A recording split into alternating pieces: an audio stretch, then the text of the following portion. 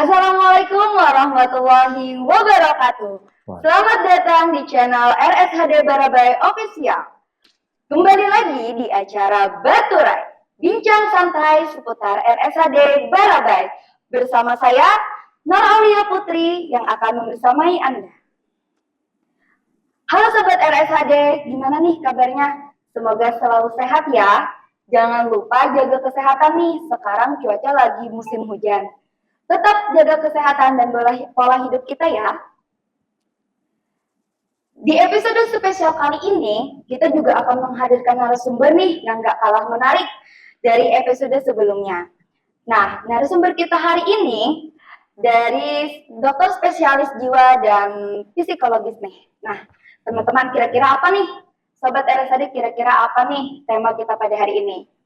Oke, mungkin kita sambut dulu narasumber kita pada hari ini yaitu Dr. Danusa Putra, SPKJ, dan Ibu Pramarta Hastoti, SPSI, Psikolog. Selamat siang, Dok. Ibu. Selamat siang Sobat RSAD semua. Ya, boleh. Apa kabar nih? Apa kegiatannya, Dok? Alhamdulillah, kalau saya saat ini seperti biasa, pelayanan di rumah sakit. Kita ada poli jiwanya, juga di sini ada ruangan rawat inapnya. Jadi juga bukan cuma untuk yang rawat jalan, juga kita bisa menangani untuk pasien-pasien yang memerlukan tindakan rawat inap di Rumah Sakit Damanhuri Barabai. Oke. Halo Ibu Pramarta Hastoti, SPSI, Psikolog. Iya. Selamat siang Ibu. Selamat siang Mbak. Gimana kabarnya Bu? Sehat. Oke. Apa kegiatannya nih sekarang Bu?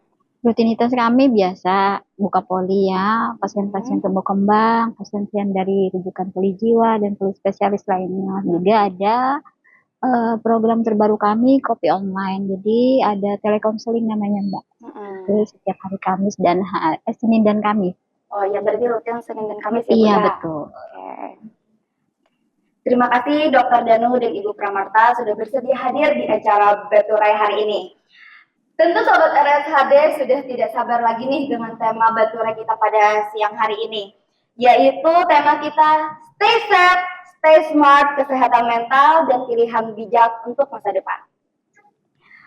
Oke, nih kita akan berbincang sedikit kepada Dr. Danu dulu nih mungkin. Oke, Dok, apa sih sebenarnya narkoba itu dan jenis-jenisnya, Dok? Oke, kalau narkoba itu sebenarnya singkatan ya.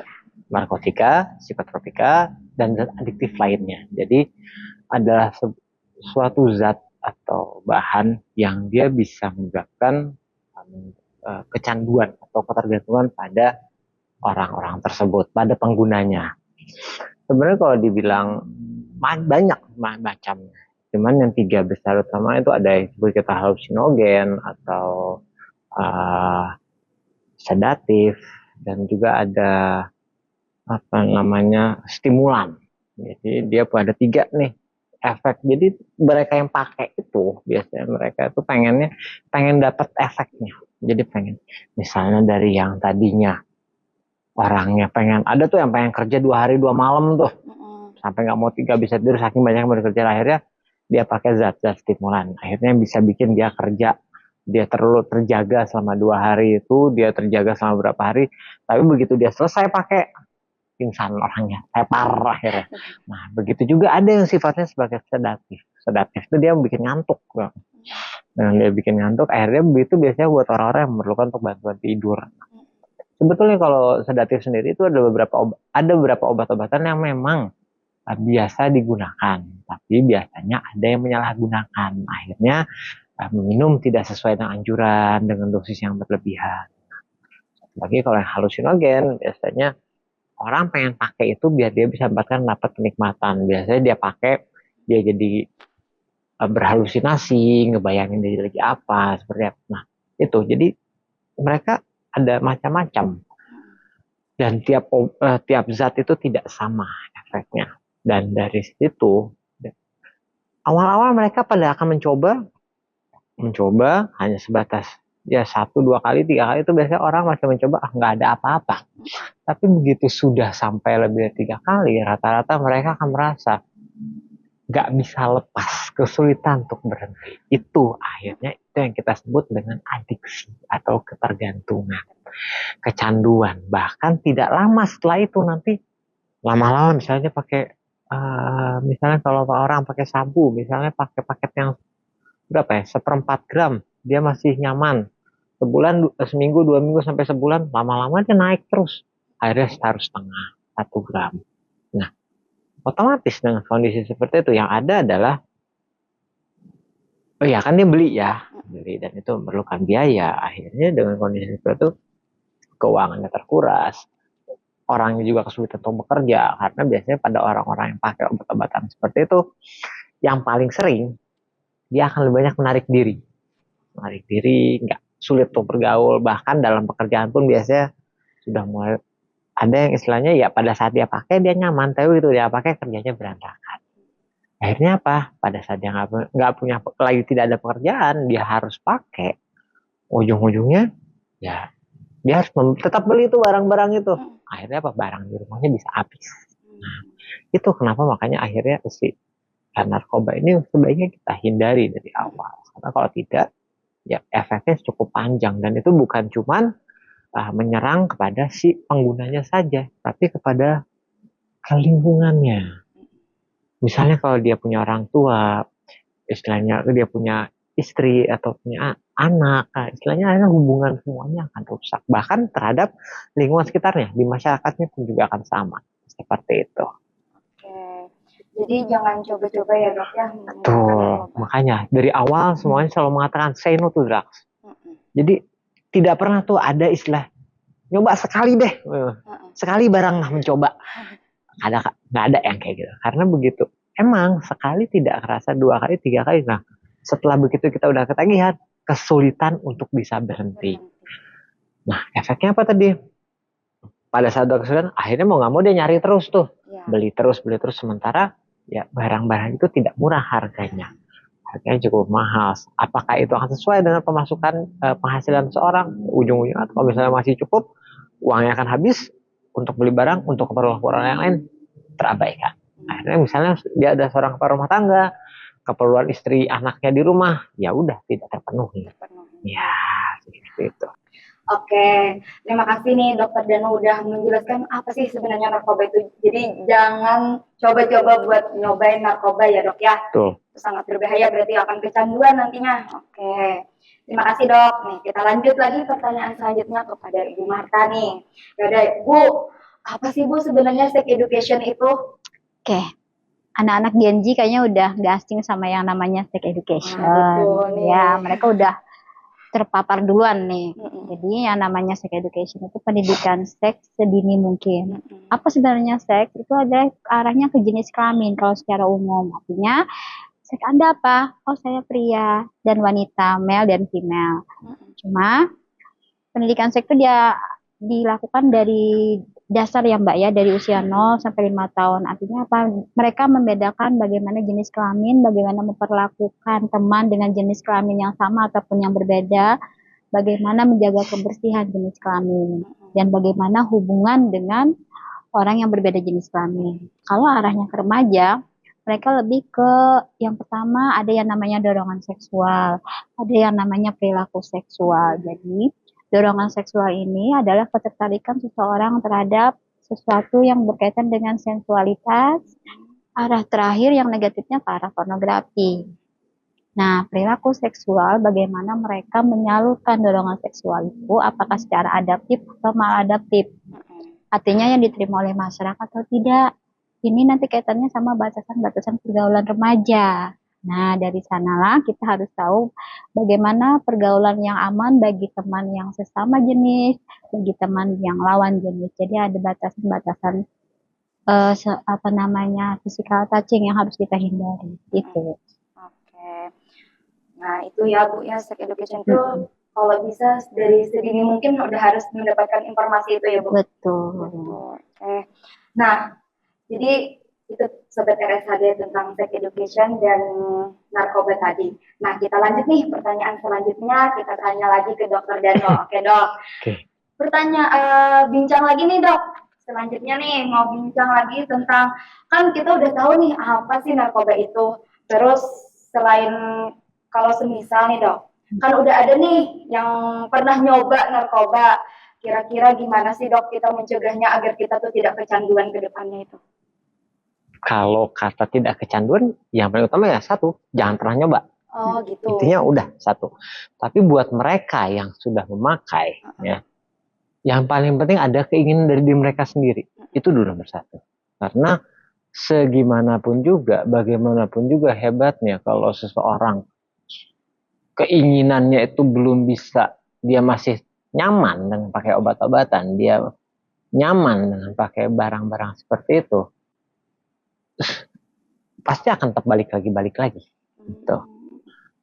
Nah, kadang keinginannya ini ada nggak, itu dulu.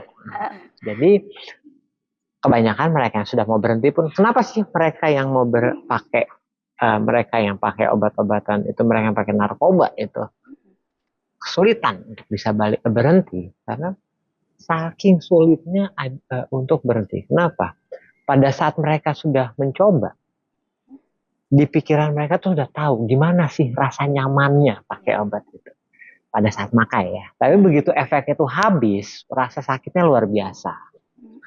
Badannya sakit-sakit, sampai nggak bisa tidur, emosinya labil, merasa tidak nyaman.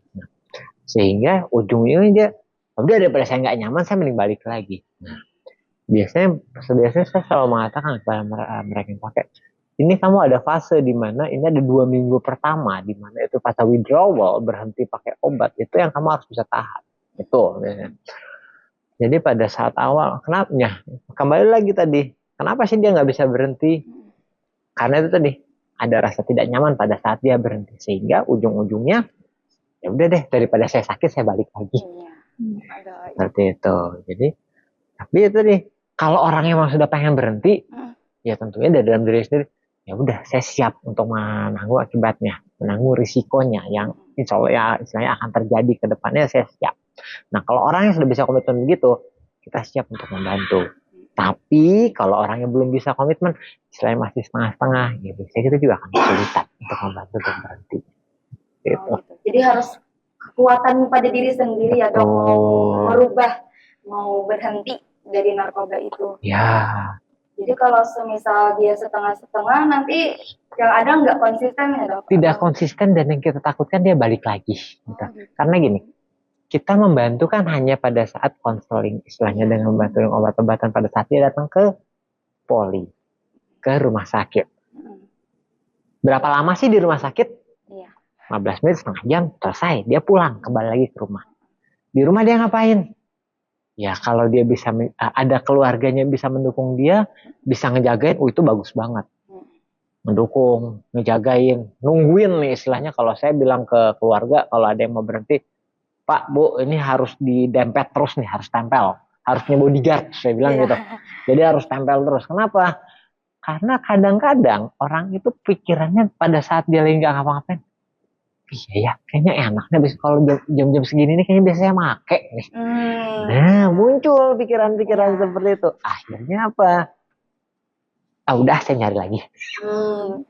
Tuh, tapi kalau ada orang yang jagain dia di rumah, pada saat dia di rumah, akhirnya ya dia bisa mengatakan, muncul nih pikiran, saya pengen pakai lagi, dia harus bisa bercerita kepada orang-orang sekitar atau orang keluarga di rumah. Saya kok muncul lagi ya? Biasanya kalau saya sih nyuruh, udah kamu harus ada aktivitas. Kadang kalau yang dia bilang, sih dok, semua udah saya kerjain tapi nggak ada. Udah saya bilang, kamu kamar mandi guyur tuh kepala kamu pakai air dingin, biar lebih dingin, biar kamu nggak kepikiran kesana. Karena saya suka seperti itu. Kenapa? Ya itu tadi, saking hebatnya dorongan untuk seseorang untuk pakai lagi. Nah itu tadi, jadi dan bisa dibilang dukungan orang sekitar itu paling penting. Karena kalau nggak ada dukungan orang sekitar, ya dia tidak ada tempat untuk berpegangan, tidak ada tempat untuk istilahnya, aduh saya mau ke siapa nih, mau cerita. Makanya kadang apabila di satu lingkungan itu pemakainya banyak, ya risiko kemungkinan orang itu untuk benar-benar pulih, ya cukup kecil. Kenapa? Kita ada yang namanya istilahnya craving. Craving itu sebenarnya bahasanya lapar kan. Cuman craving buat pemakai itu, misalnya pakai sabu. Sabu itu biasanya yang kita tahu pasti ada namanya bong atau botolnya, ada pipetnya gitu ya, ada korek. Iya.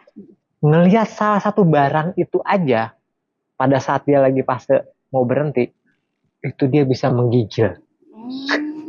Saking hebatnya. Saking hebatnya ya. Ya, saking hebatnya dorongan dia.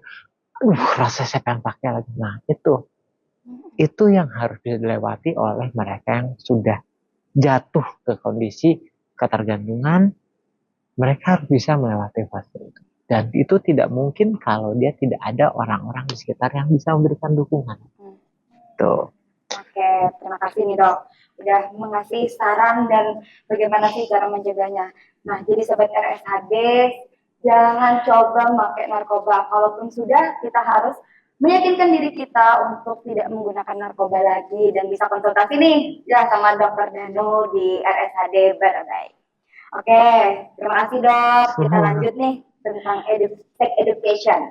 Oke, Bu, tadi kan udah dijelasin nih tentang apa sih itu sex education. Jadi sekarang Bu, kayak mana sih Bu kita biar enggak terjerumus ke hal-hal negatif ya. Sekarang sex education itu sangat marak ya di dunia maya, di dunia nyata gitu kan Bu. Jadi bagaimana nih Bu cara pencegahannya agar kita nih Gen Z maupun gen-gen yang lainnya nggak terjerumus ke hal-hal negatif itu Bu. Betul. Yang pertama yang harus jadi pondasi kita adalah iman dan takwa. Betul. Artinya kita punya filter di dalam diri kita bahwa apa yang akan kita lakukan itu mikir dulu. Kita pikirkan dulu efeknya, dampaknya positif atau negatif untuk diri kita, bermanfaat atau tidak. Yang kedua, mulai lakukan filter terhadap teman-teman. Teman pergaulan kita, peer group kita, kalau memang dia berdampak positif, kita teruskan. Tapi kalau orang itu berdampak negatif untuk kita, membuat kita terjerumus, maka kita harus menjauh. Kemudian apa lagi? Yang ketiga, bagaimana caranya supaya kita punya pondasi, mampu berkata tidak. Kadang-kadang saking setia kawannya, kita ikut-ikutan. Ujung-ujungnya kita yang jadi bemper dalam pergaulan itu. Itu yang harus kita lakukan. Kemudian dari pihak orang tua, jadikan anak itu sebagai teman. Teman curhat, teman dia bercerita, teman dia berbagi. Dengarkan aja. Itu. Karena kenapa? Kalau sudah orang tua menjadi teman, bagi anak-anak akan lebih mudah ngontrolnya. Kemudian yang berikutnya adalah kita ikuti setiap medsos anak. Kita temanin teman-teman anak juga. Secara tidak langsung kita akhirnya bisa tahu bagaimana sih lingkungan pergaulannya dia. Kita tahu teman-temannya seperti apa, circle-nya seperti apa. Itu yang membuat kita lebih mudah untuk bisa terjun ke dunia Gen Z ini. Itu yang penting. Iya. Jadi dukungan orang tua, dekat sama orang tua juga salah satunya ya Bu ya. Iya. Untuk menjaga itu. Oke, Bu Marta. Boleh nih bonus pertanyaan nih Bu. Jadi gini Bu, kan sosial media sekarang sangat mudah ya kita akses. Nah, bagaimana sih Bu kita memfilter yang tentang pornografi di media sosial? Oke. Yang pertama, kita harus berteman dulu sama anak nih. Kita berteman di WhatsApp-nya dia, berteman di IG-nya dia, di Facebook-nya dia. Kemudian bagaimana caranya kita memfilter? Peran orang tua yang penting di sini. Artinya apa? Kita berikan masukan ke anak, jenis informasi apa sih yang bisa dia terima, yang tidak dia boleh terima, dan yang harus ditolak di medsos itu. Ya, biasanya game-game ya Mbak ya, game-game online itu nanti iklannya ada tuh keluar tuh pornografi, ya kan? Ya, ada anak yang tiba-tiba reaksinya takut, ada yang kaget, ada yang malah suka. Nah, di situ apa yang harus kita lakukan sama orang tua? Kita harus ada yang namanya, kalau gadgetnya itu harus ada yang screen time-nya ya. Kemudian, ini jenis informasi yang tidak boleh kamu terima. Artinya apa?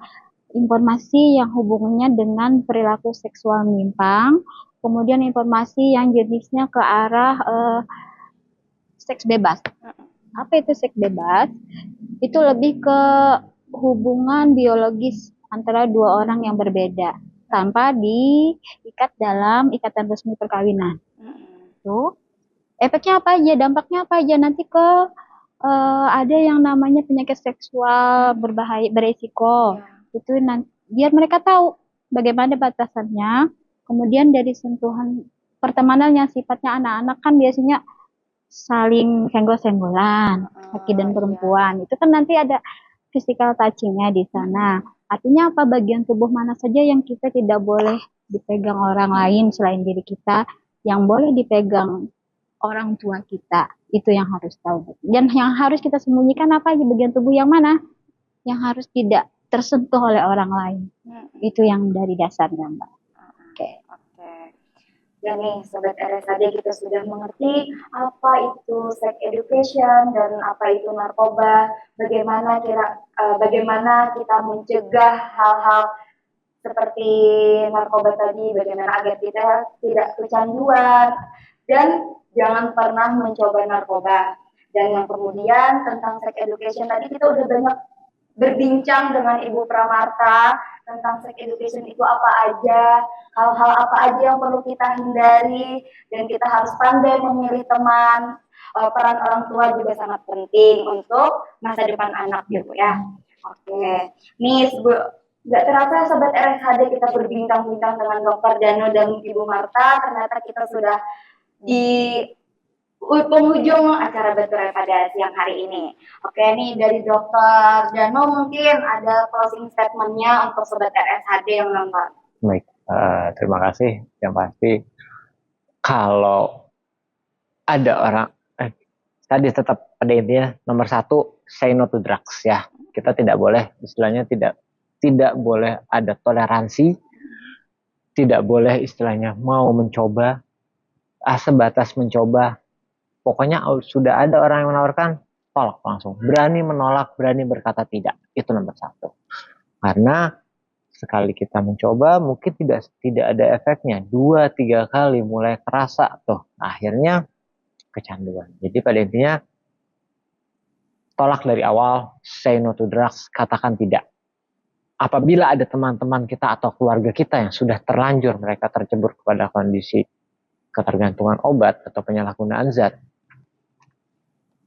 bukan berarti kita juga harus menjauhi. Tidak ada salahnya kita coba untuk membantu mereka. Mencoba untuk memberikan dukungan agar mereka bisa istilahnya untuk berhenti. Kalau memang dengan keluarga masih kesulitan, kami di rumah sakit RSAD siap untuk membantu. Kita di Poli Jiwa bisa untuk membantu buat mereka yang ada keinginan untuk berhenti dari penyalahgunaan zat, pengen berhenti dari pakai obat-obatan, insya Allah kami siap untuk membantu. Dan tujuannya pada intinya adalah kita sama-sama untuk mencoba menjauhkan orang tersebut dari penggunaan obat-obatan. Itu mungkin. Oke, terima kasih Dokter Dano. Oke nih Ibu Pramarta, mungkin ada closing statement yang ingin disampaikan kepada Sobat RSAD yang sedang nonton. Baik, Sobat RSAD terutama yang remaja, kita harus bisa membentengi diri kita pertama dengan iman dan takwa. Kalau dari agama Islam kita harus dengan sholat, itu adalah tiang agama kita untuk bisa memfilter apa yang kita lihat, apa yang kita dengar. Artinya bentuk interaksi apapun yang terjadi di lingkungan sosial kita harus bisa memfilternya, apakah itu berdampak positif bagi kita, bermanfaat bagi kita, atau malah merugikan. Apa yang harus dijaga saat kita berinteraksi dengan lawan jenis? Yang pertama adalah memfilter semua dorongan seks, ketertarikan kita yang sifatnya lebih ke arah physical touching. Kemudian yang kedua, kita harus bisa berkegiatan positif untuk mengalihkan dorongan-dorongan seksual kita supaya lebih bermanfaat untuk kebugaran tubuh kita sendiri. Itu. Yang ketiga, kita harus punya yang namanya peer group yang sehat. Artinya teman-teman di circle kita itu adalah orang-orang yang sehat fisiknya, sehat psikologisnya. Itu yang harus kita lakukan saat ini. Oke, Mbak. Oke, terima kasih Ibu Marta. Iya. Oke, Sobat RSHD, sekarang udah di penghujung acara Bercerai kita pada siang hari ini. Oke, nah udah nggak asing lagi ya, udah tahu nih apa itu narkoba, apa itu sex education. Semoga konten kita pada hari ini bermanfaat buat kita semua. Tetap jaga kesehatan kita.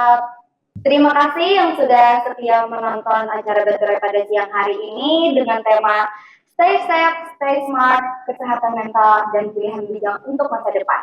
Saya Nur Aulia Putri mengucapkan mohon maaf bila terdapat kesalahan baik yang tidak disengaja maupun yang disengaja, karena benar itu hanya milik Allah Subhanahu wa taala. Jangan lupa like, comment, and subscribe YouTube channel RSHD BRB Official. Assalamualaikum warahmatullahi wabarakatuh. Waalaikumsalam.